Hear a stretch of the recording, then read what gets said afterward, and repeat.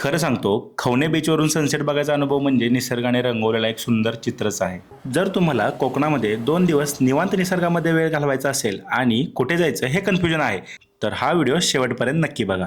तर आमच्या या ट्रिपची सुरुवात होते सिंधुदुर्गमधल्या खवणे बीचपासून. पहिल्या दिवशी साधारणपणे संध्याकाळी 5 वाजता आम्ही तिथे पोहोचलो आणि तिथला सुंदर सनसेटचा अनुभव घेतला. त्याचवेळी आम्हाला तिथे रापण ही पारंपरिक कोकणी मासेमारी पाहायला मिळाली आणि त्या शांत वातावरणात आमचा पहिला दिवस संपला. दुसऱ्या दिवसाची सकाळची सुरुवात सुद्धा पुन्हा खवणे बीचवरतीच केली. शांत समुद्र, निवांत वातावरण आणि त्यानंतर मँग्रोव्ह जंगलामध्ये कायाकिंग हा अनुभव खरंच खूप भन्नाट होता. यानंतर कोकणातील फेमस घावन खाल्ले आणि कुडाळमध्ये जेवण करून पुन्हा एकदा खवणे बीचला सनसेटसाठी आलो. खरं सांगतो, खवणे बीचवरून सनसेट बघायचा अनुभव म्हणजे निसर्गाने रंगवलेला एक सुंदर चित्रच आहे. तिसऱ्या दिवशी आम्ही बोटने निवती लाईट हाऊस आणि आजूबाजूचे पॉइंट्स एक्सप्लोर केले. जुना ब्रिटिश काळातील लाईट हाऊस आणि समुद्राचं अप्रतिम दृश्य तुम्हाला इथे अनुभवायला मिळतो. जर तुम्हालाही अशीच कोकण ट्रिप प्लॅन करायची असेल तर कमेंटमध्ये कोकण लिहा आणि मी तुम्हाला माझ्या या संपूर्ण ट्रिपचे डिटेल्स शेअर करतो.